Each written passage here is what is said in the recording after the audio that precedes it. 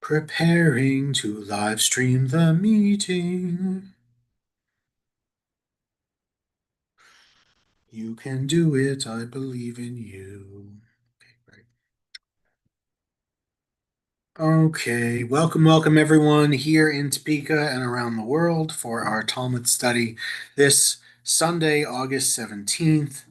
And yeah, we're excited to get started. We're in Brachot still, of course, as it will take us a very long time every other week, working our way through our great large Talmud. Here we are in Barachot 13a, and we can say our blessing for the study of Torah. Baruch atah Adonai Eloheinu melech haolam asher kitshanu b'mitzvotav v'tzivanu la'asok b'divrei Torah. If you say Amen, you get full credit. And of course, this is the study of Torah through our Talmud, and of course, starting with our Mishnah, where we talk about one who was reading Torah. Haya Koreh Batorah. So the first question discussed in this Mishnah is the question of intent. One who is reading the sections of the Torah, which comprise the Shema, and the time for the recitation of the morning or evening Shema arrived. So let's say you were chanting from the Torah. We know that the Shema comes from the Torah, right? Let's say you're chanting the Torah, and it's the time for Shema. Now, you might already have a couple questions, and fair, but let's see where we go with this. So let's say we got there and the time arrived for reciting Shema, either morning or evening. If he im kivan libo, is that somebody? Oh, there's okay, yeah, there is somebody. One second.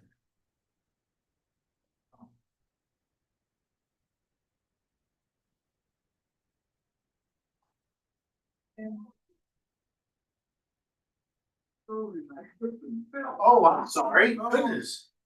The price of being 88 at times. Well, yes, be careful.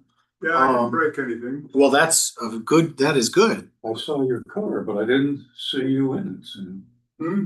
I saw your car out there, but I didn't notice you in it. Well, I just got here. I was going to get here 15 minutes early, and I tripped and fell, which hasn't happened for I a didn't while. see your car. Yeah, Hmm. I'm sorry. And then, of course, I'm getting older. It was tough getting up.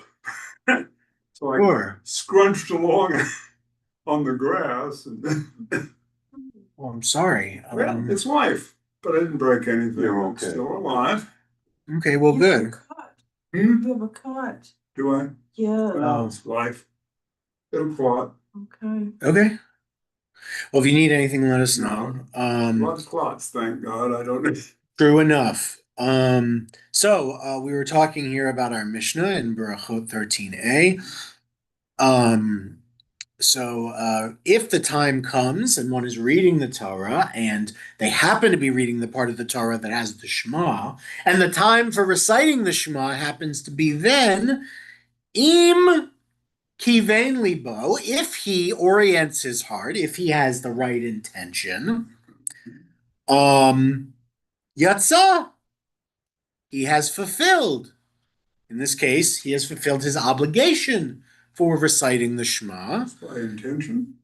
Well, so intention, there are two parts that are required for any prayer to work. Kavanah, intention, and keva, the correct words. Okay. So if he was already saying the right words, Saying the words, okay. and if he did do the intention while he was chanting this Torah, and it was the right time for Shema, the Mishnah says, correct. Yatzah. He fulfills, he doesn't have to say the Shema when he goes home or another time. He did it. That's it. This is true even if he doesn't do Yotzer or Hashkivenu, if it's even if he doesn't do any of the other blessings of the Shema Uvirchotecha, he's still good if he just does Shema and V'ahavta in the text.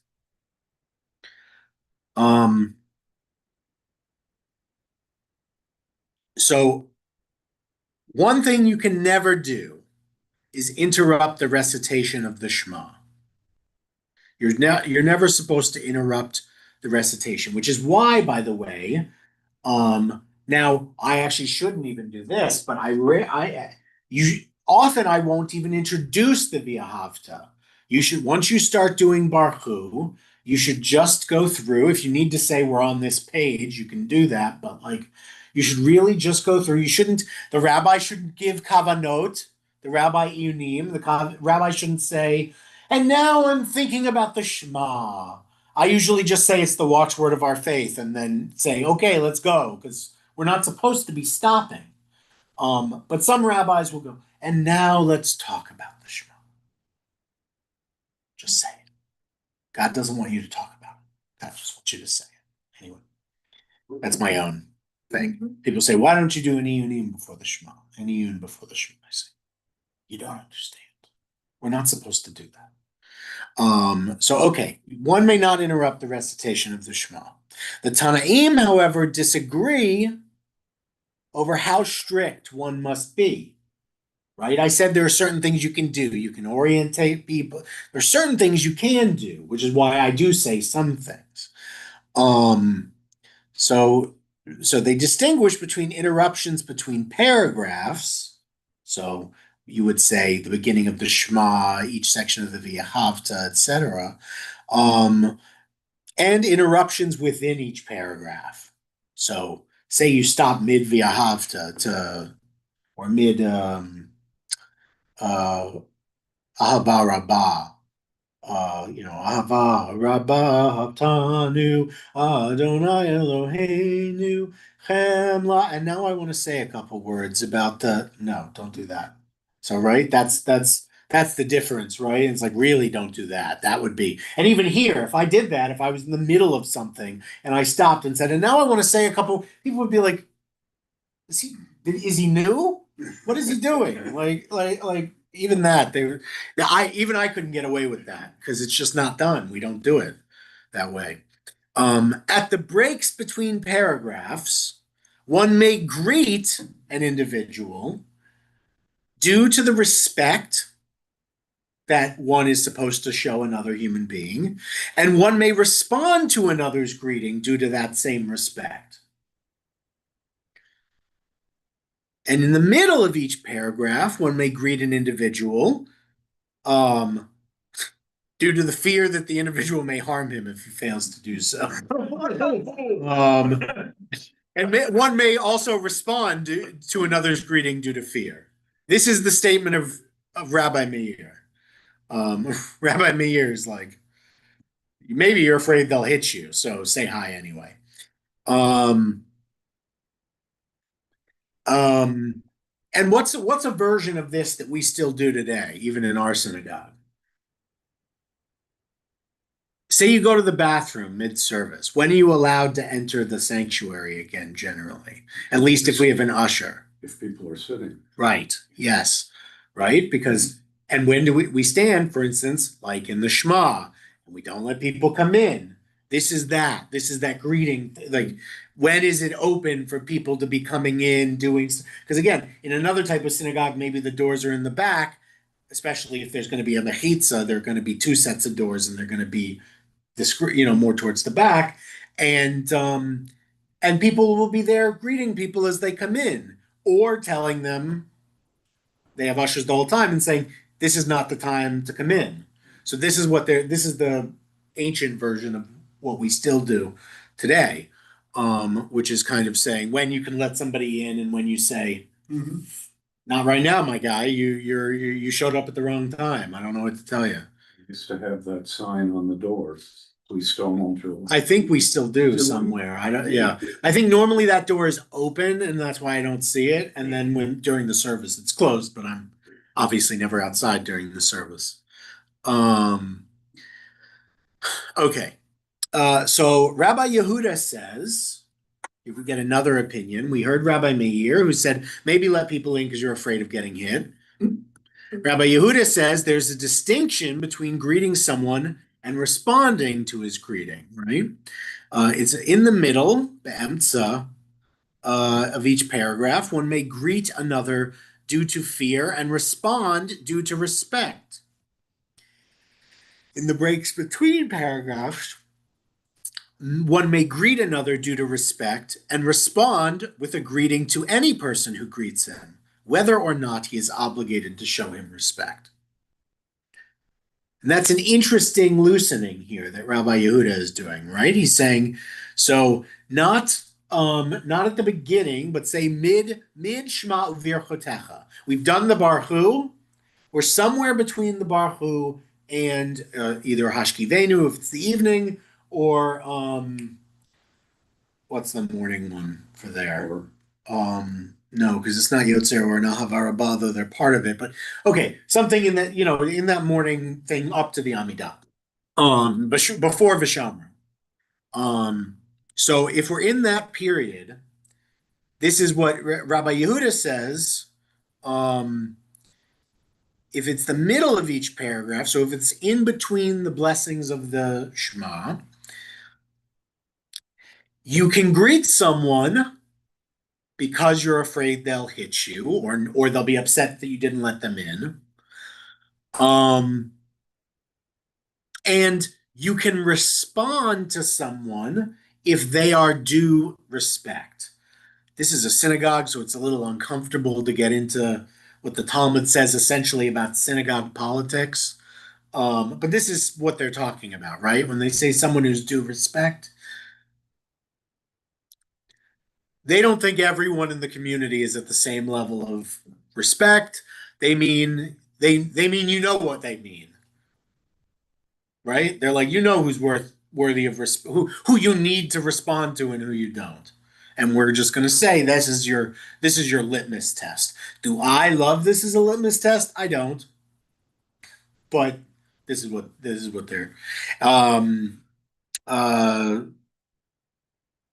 and so in the breaks between the paragraphs, which is when we do the things like where I introduce the next thing. So say we did the Baruch Hu, we're moving on to the Shema, or we did the Shema, and we're moving to V'ahavta, and we're doing Ahava Rabbah or whatever. And if we're doing that, we're in the middle. Okay, that's when it's even looser, right? You can greet not just because you're afraid that they're going to get aggressive, but you can greet even those who are due respect, and you can respond if somebody greets you to anybody you should respond to. Anybody. They don't even have to be worth any respect. It says whether or not he is obligated to show him respect. He can still say if they say, "Hey, how you doing?" You go, "Hey, good. How are you?" Right? You can still good Shabbos, right? That's what they're talking. Good Shabbos. And so you can do that for anybody. interestingly, this Yeah. has a special significance for me. Um, I say the Shema and I say my prayers after I've said goodnight to Marie. Marie will sometimes interrupt me while I'm saying it, and I struggle with that. And so I have learned to say good night, sweetheart, and Lauren, now it's time for prayers, hoping to send her that signal so that she won't. But I have struggled with this. Well, it's interesting because also there's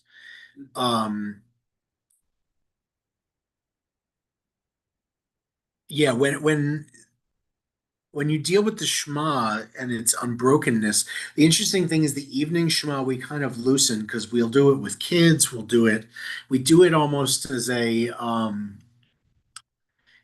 I don't like the word talisman, but we use it in a different way. So I would say of all the times, that's the most lenient one. So you don't need to feel like you're like there's a struggle there, because that time it's supposed to be perfect. It doesn't have to be. As for what constitutes a paragraph, so they're like, okay, we said a bunch of stuff about paragraphs and you don't know what we mean. So maybe we should explain here in the Gemara what we mean. So there are breaks between the paragraphs. Um, So the first blessing and the second, um, and of course the first blessing is the Baruch Hu. The second is either uh, you've got Yotzer Or in the morning, you've got Mari Varvim in the evening. Between the second and the Shema, we got the Shema.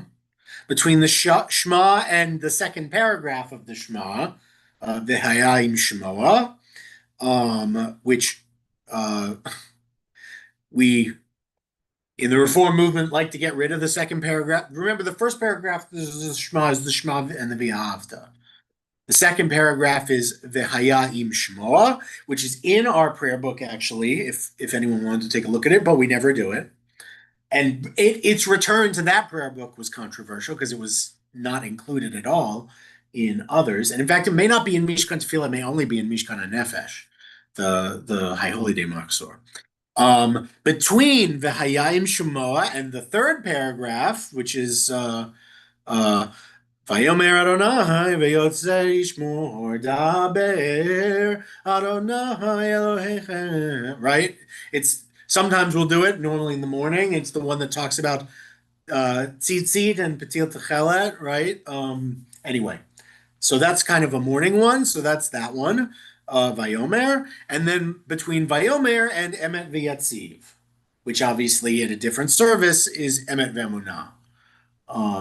In the evening, it's Emet v'Emunah. In the morning, it's Emet v'Yatziv. But that's that. And then we're like, good. Those are the blessings. That's where we are. So those are the paragraphs, or at least the breaks. Excuse me.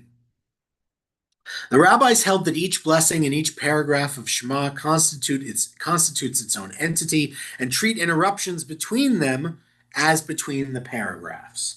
Hence why we're allowed to introduce these things, though we shouldn't overdo it. But we can introduce them because the breaks between these sections are treated as though they're full breaks.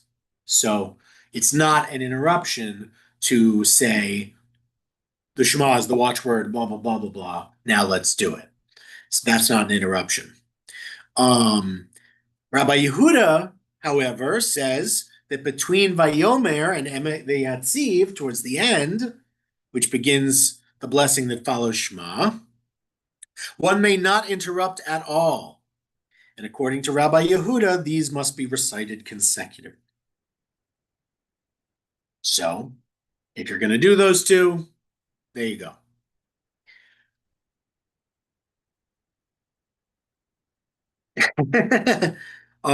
Here's an interesting note they're going to bring up about the placement in the Torah, because not all of the paragraphs of the Shema, the paragraphs of the different paragraphs, Vayomer and Emet V'Yatziv and the Shema itself, these are not next to each other. They're not all consecutive, even though they're read consecutively by us in our Siddur, they're not consecutive in the Torah, right?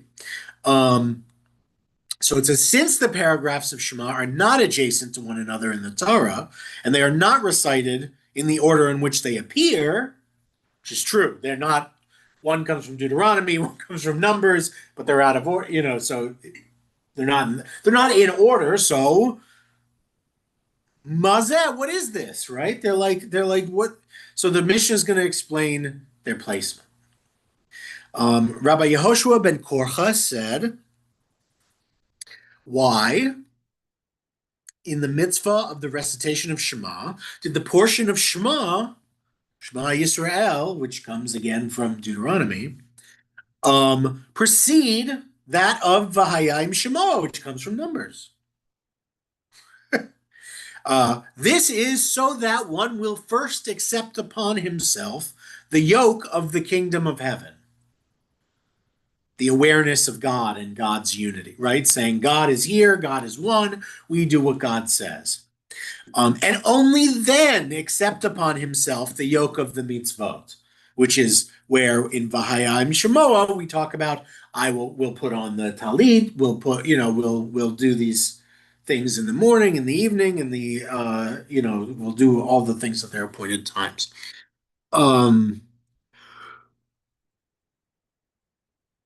So they're explaining. In case you were wondering, it's because it's important to first recognize God before you say, I will do God's commandments.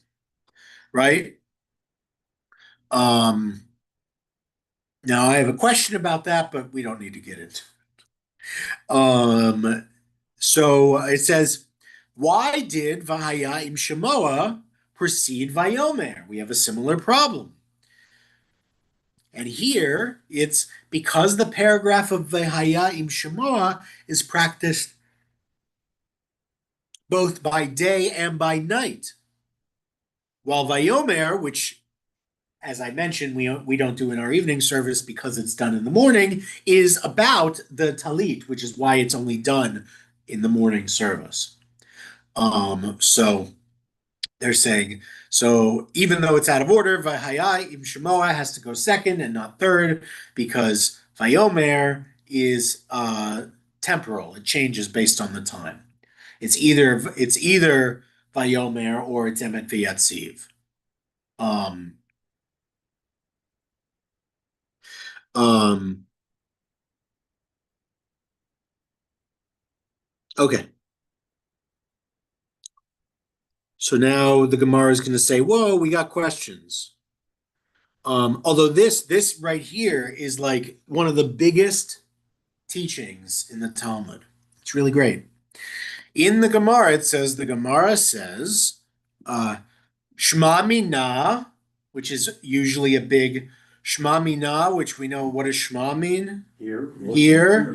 And Mina, this is Aramaic, so sorry if from this, like mean from in Hebrew, mean because in like ha mean like the thing from mean hazeh you would say in Hebrew or mean hazot or mean ha'ele, learn from these. In this case, it's shma mina, hear from this or learn from this.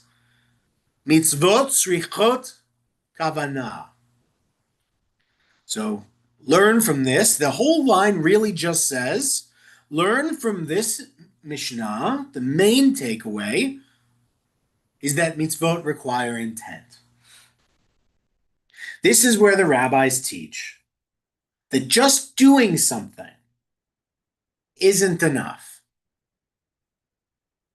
If you recite the Shema, but you don't feel the Shema, you didn't recite the Shema, or at least you don't get any credit for it. Mitzvot require intent.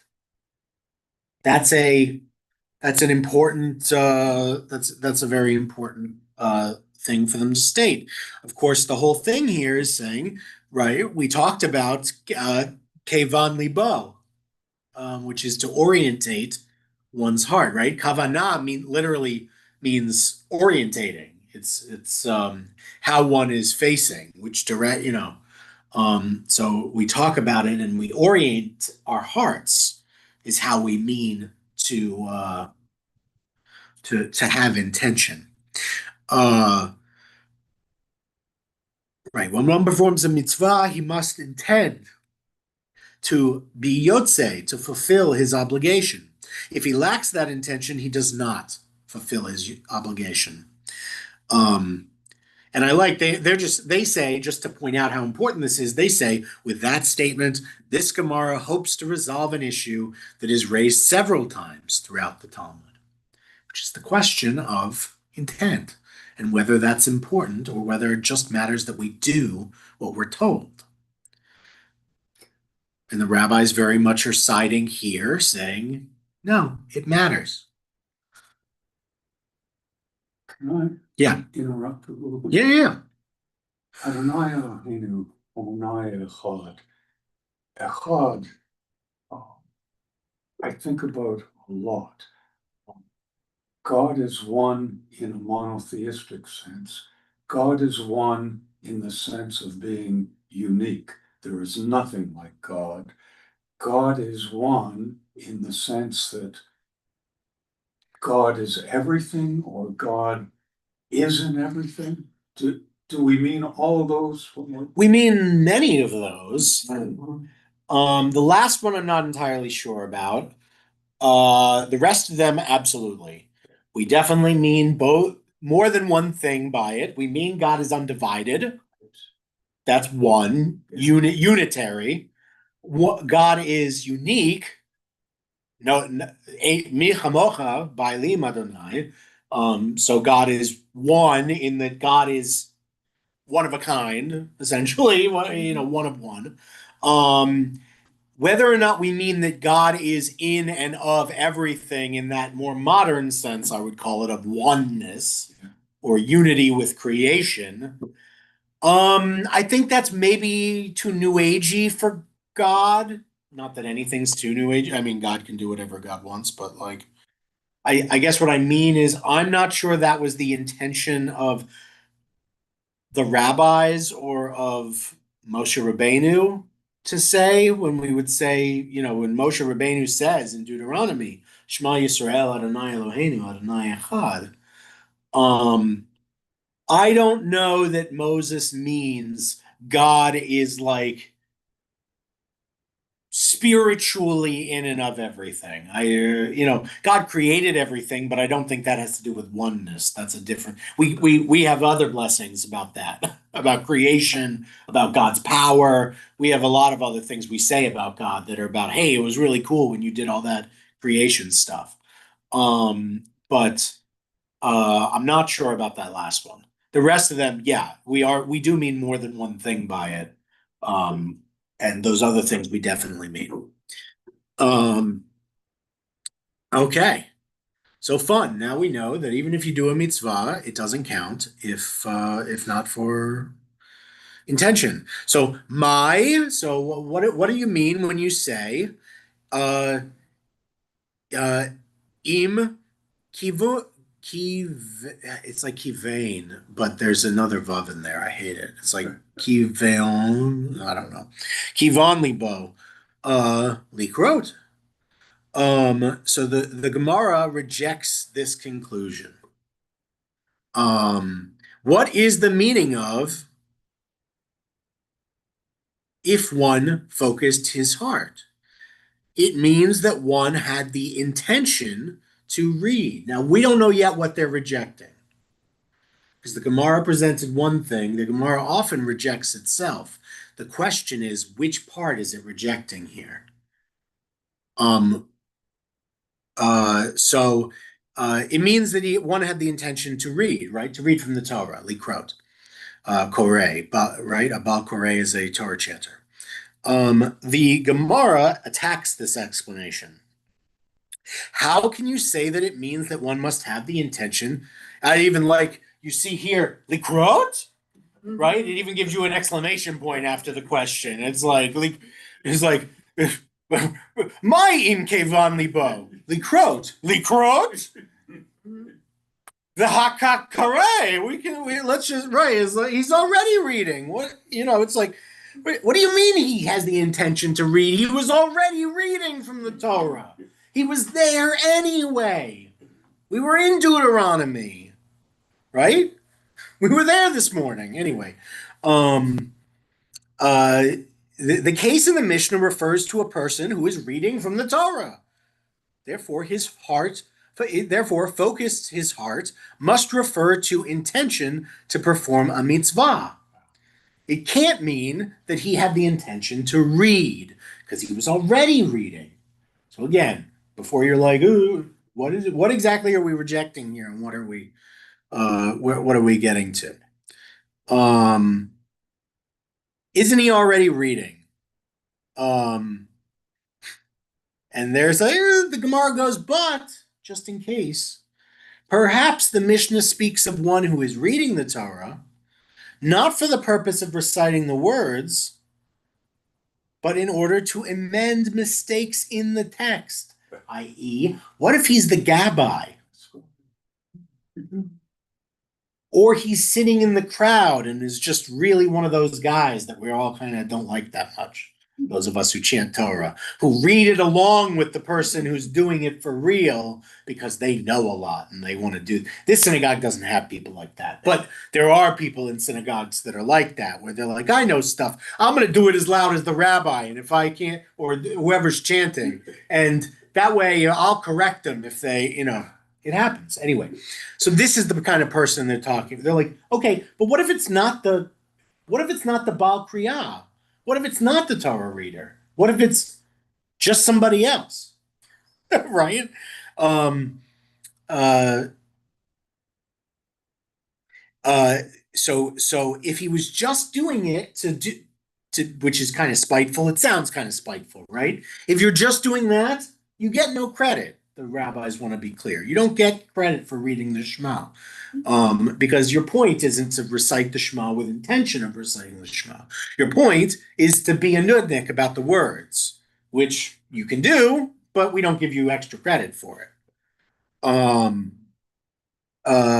So Tanu Rabbanan, the sages taught in a Baraita, right? Tanu Rabbanan, we're going to get some fun rabbinic material, and in this case, and we learn that Rabbi Yehuda Hanasi, who is the redactor of the Mishnah, and the rabbis, which just means the collected rabbinic wisdom stood opposed to Rabbi Yehuda Hanasi in this case, disagreed with regard to the language in which Shema must be recited.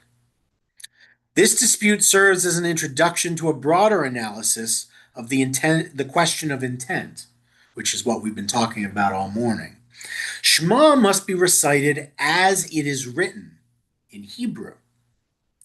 This is the statement of Rabbi, or Yehuda Nasi, and the rabbis say Shema may be recited in any language. We hear this debate a lot about language, right? And we know, at least sometimes, it is different. For instance, what's the rule about the Megillah? Megillah is for Purim. What's the rule about the reading of the Megillah? What's the halacha? You should hear it read in Hebrew unless you don't know Hebrew.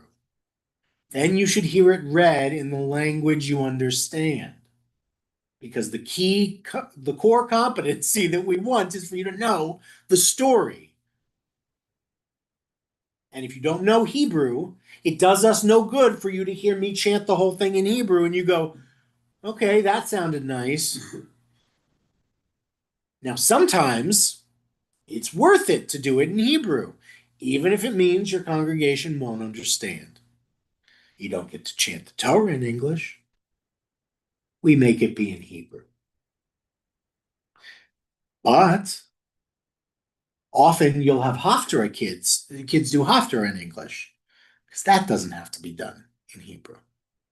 There are differences based on many things. In the Talmud, that's what it means here when it says a broader analysis of the question of intent. And also, we will cover in many different sections the idea of when something needs to be said in a specific language versus when it can be said for the purpose of comprehension over the primacy of Lashon HaKodesh, the holy language of Hebrew. Um,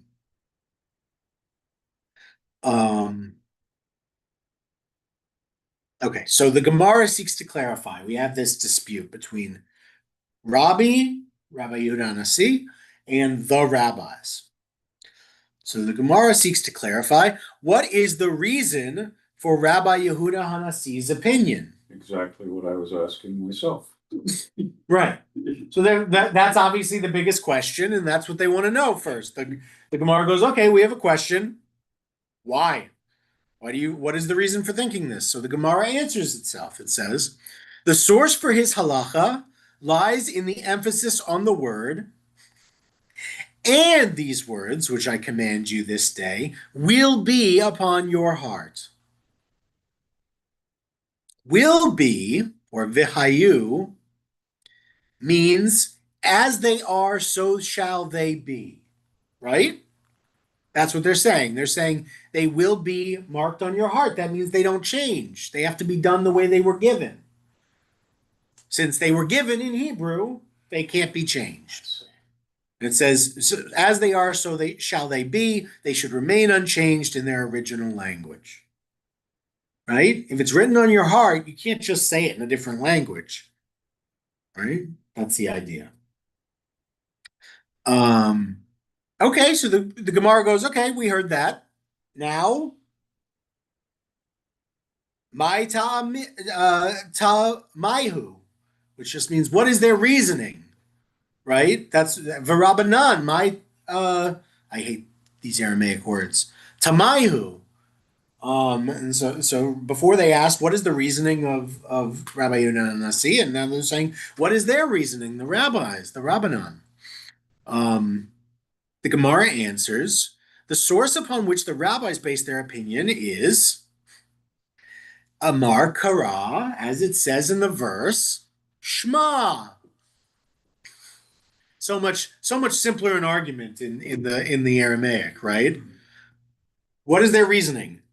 Amar Kara Shema, right? They said the word says Shema.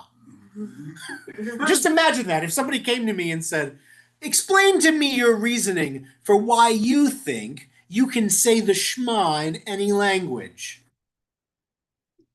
My reasoning is it says Shema.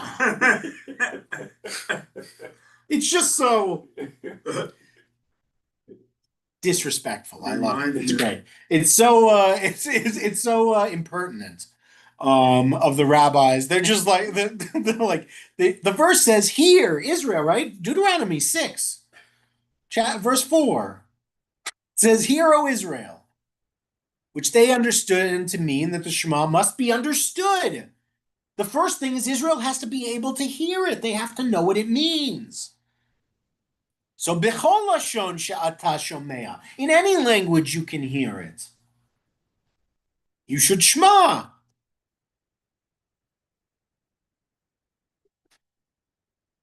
It doesn't say kra. It doesn't say it in a specific thing. It says here. So it's a little bit of a I don't know. It's a little bit of a quick, clever response. A little bit disrespectful because it's not, this is not a great proof text, clearly. But this is what they're going with. This is the argument. So now they fight. Now they fight. So the Gemara explains how Rabbi Yehuda Nasi and the rabbis each contend with the source cited by the other. Ularabi Nami Had Kativ Shema. So according to Rabbi Yehuda Nasi, isn't it also stated Shema? So his response is the same, right? Mm-hmm. He says Ha Kativ Shema. So they said my answer is Shema, and he said my answer is also Shema. Right? So he's going to use it differently. How does he explain the verse? The Gemara responds, he requires this verse in order to derive a different halacha. Make your ears hear what your mouth utters. So he's saying when it says Shema, it's not saying just hear it, because there'd be nothing to hear if you didn't speak. The point is to hear it as your mouth says it, which should be in the original language, which was my point the first time, says Rabbi Yehuda Nasi. So he's like, right, it's not just about hearing, which is dumb. You're gotta say it. And since you have to say it, again, you should say it in the original language so you hear it the right way. So he gives them an equally pithy response. So one must recite Shema audibly so he hears it while reciting it. And obviously, all right. And from where do the rabbis derive that one must recite Shema audibly?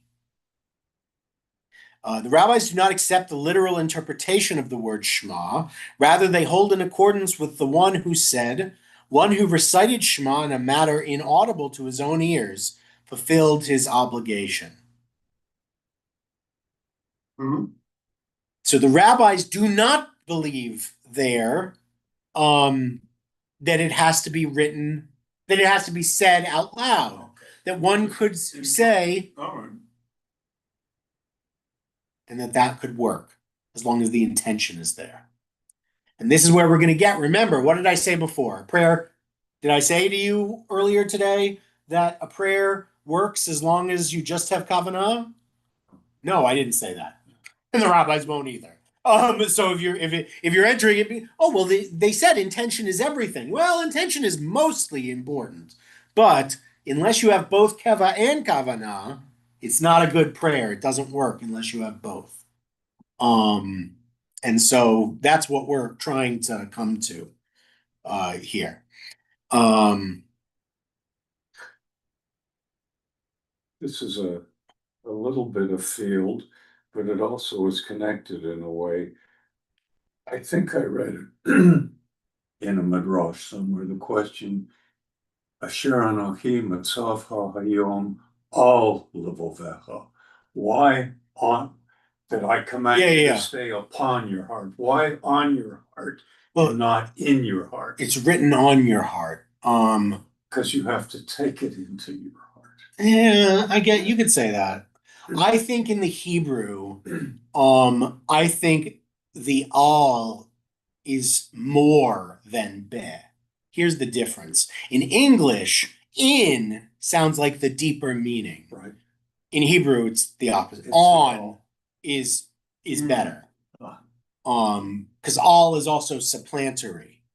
In Hebrew, it puts things on top of other things. So all is better than be or betoch. Um, you know. So I would say they're trying to give you the emphasis, but our English sometimes gets in the way of our Hebrew.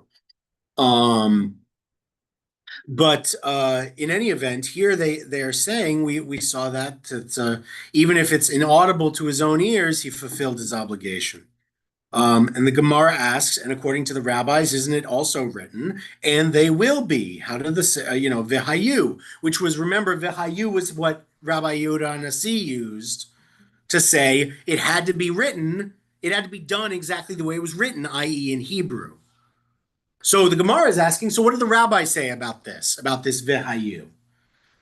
They too um, use it. They use it to say that one may not recite the Shema out of order.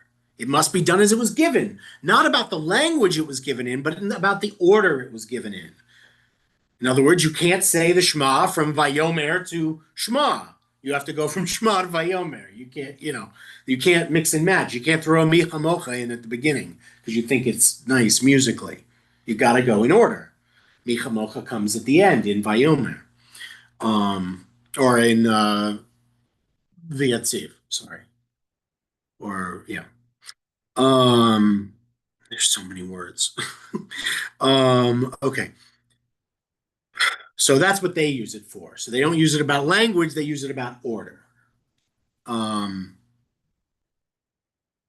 Okay, so if that's where we know Rabbi Yehuda Anasi must agree about order. So if he uses Vahayu about language, where does he get the halacha that you can't recite it out of order? Because he has to have the same rule from somewhere. If we assume. Rabbi Yehuda Nasi derives it from an additional emphasis in the verse. So in the same verse, it says, and the words, Hadvarim, which I command you this day, will be upon your heart. The verse could have conveyed the same idea had it written words, Devarim, not Hadvarim, could have said Devarim. However, it says Hadvarim, emphasizing that it must be recited in the specific order, using the definite article. The is where he gets the emphasis for not just words upon your heart, but the words. Those specific words is how he reads it. So that's where Rabbi Yehuda Nasi gets that it has to be done in order. Is not from the Vihayu, but rather from the Ha in Hadvarim, Alav Avecha. The rabbis, however, do not derive anything from the fact that Hadvarim was written in the place of Devarim. So the rabbis are just like, okay, We already have our Vihayu. We already did that.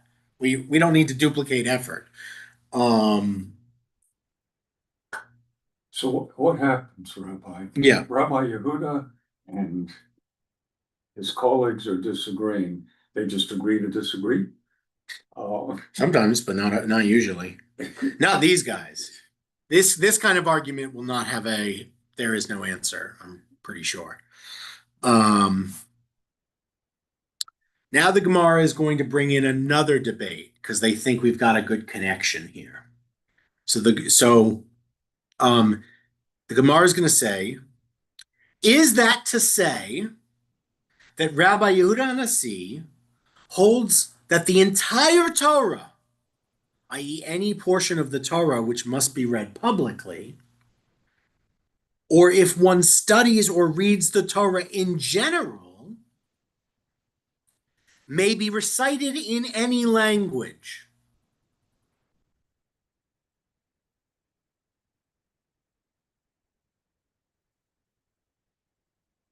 Anyway, it'll be an interesting thing. Um, as if it should enter your mind to say that the entire Torah may only be recited in the Holy Tongue and not in any other, then why do I need that which the Torah wrote, V'hayu, which we were talking about before, and they will be. Um, the comment here is prohibiting the recitation of Shema in a language other than Hebrew is superfluous if indeed one is prohibited from reciting any portion of the Torah in a language other than Hebrew.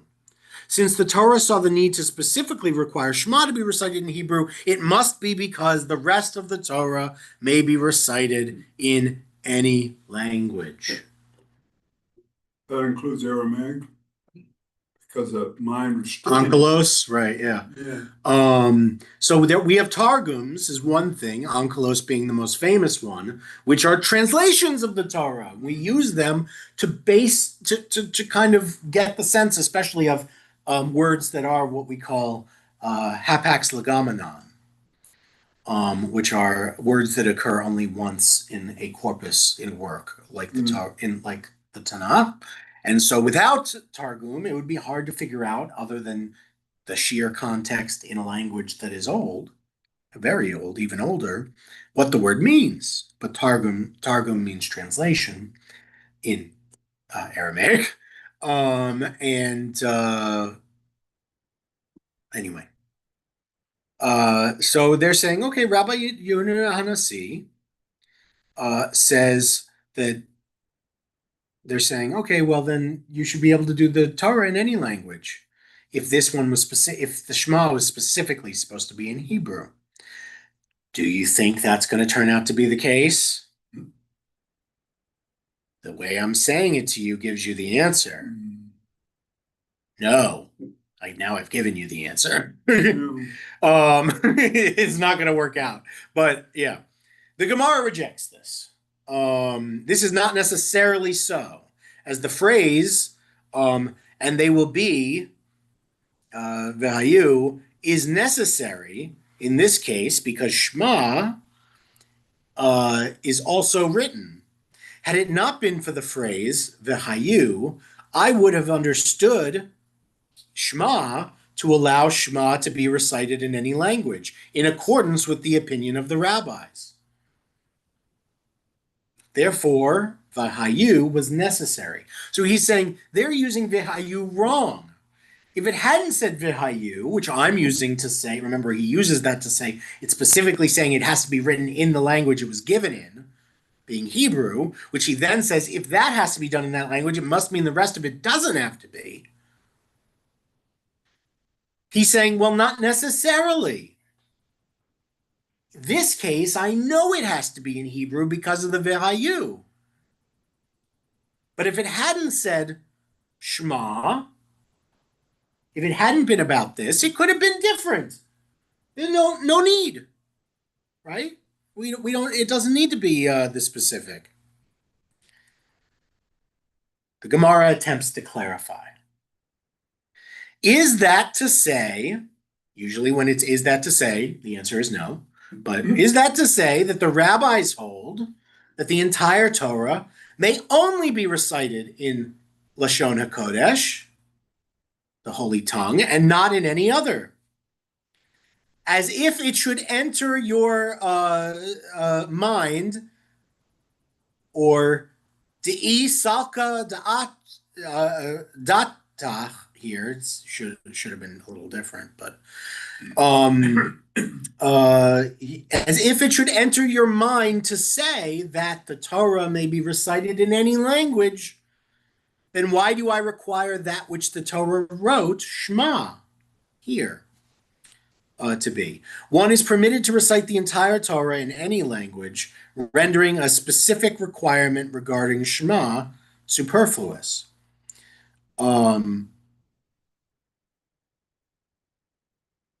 Right. They're saying, so are the rabbis saying, what the Gemara is asking is, are the rabbis saying that the Torah can only be read in Hebrew?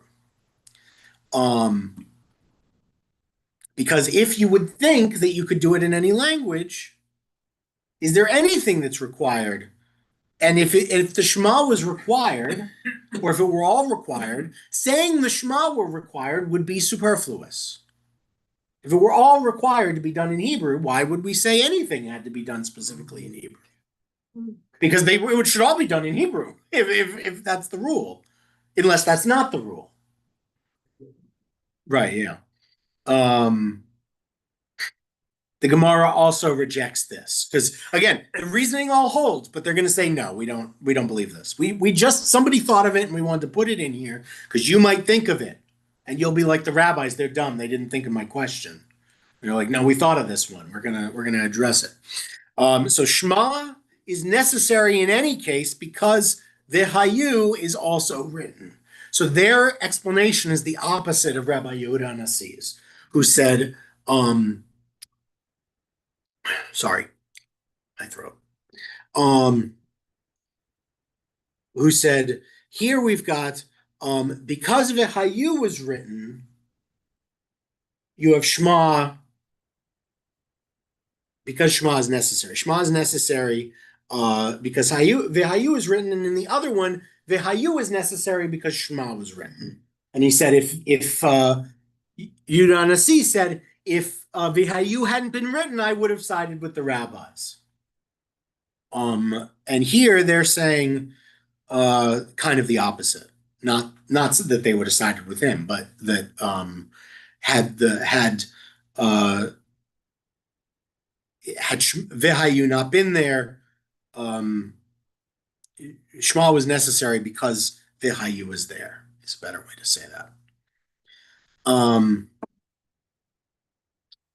We've got a couple minutes left. Let's try and do this one last Tanu Rabbanan.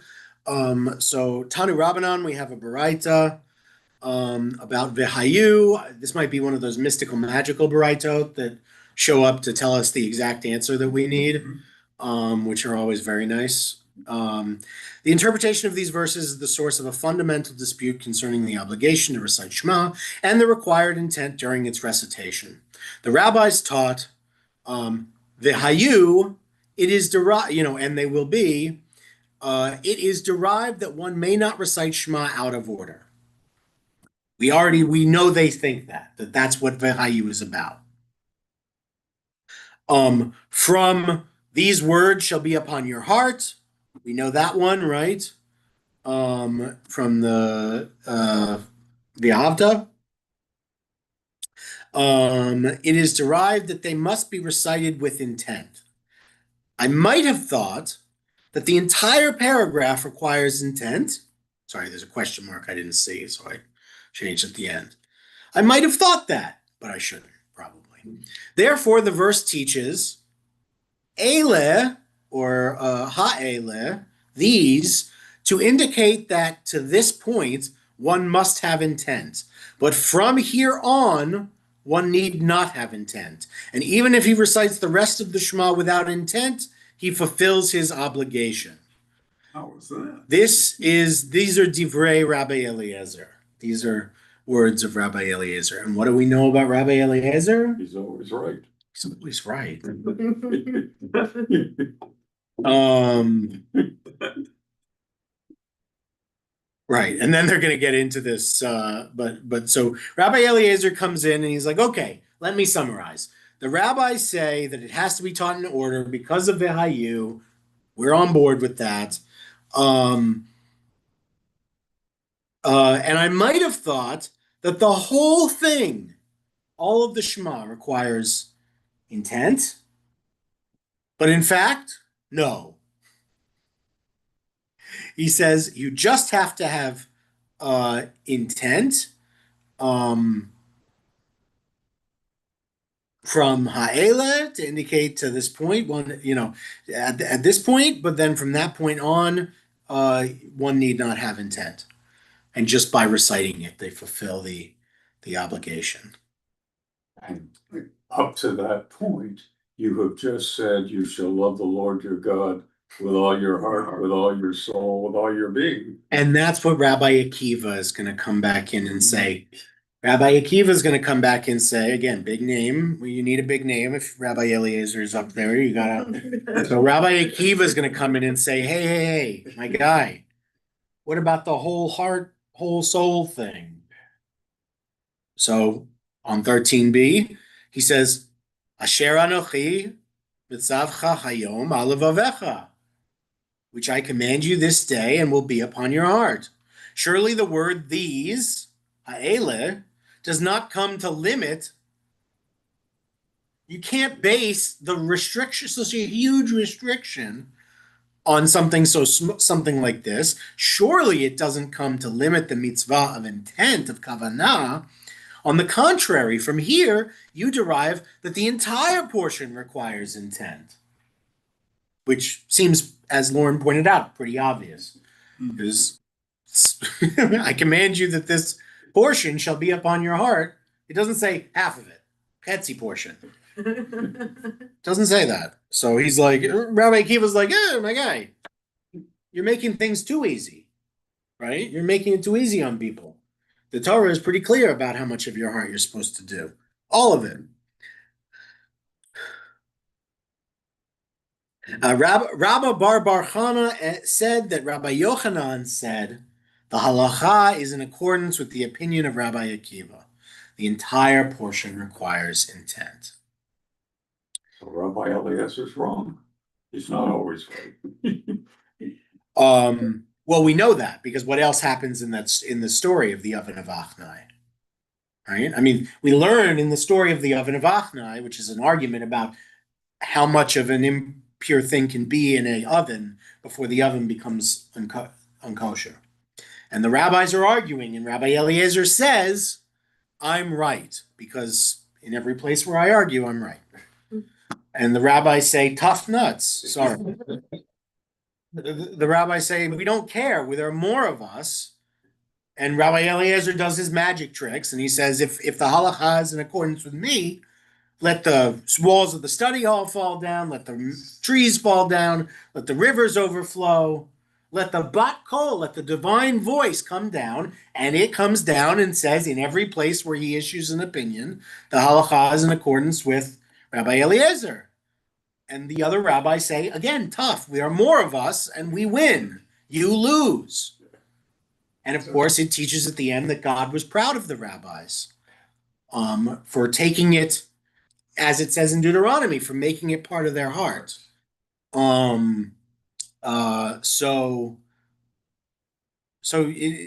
You're right. Maybe God agrees with Rabbi Eliezer. That's what the Talmud would probably think. But we don't. Because the rabbis don't. Get a couple more rabbis together. Maybe we'll change our minds. But for the moment, this is where we are. Okay, I want to thank you all for being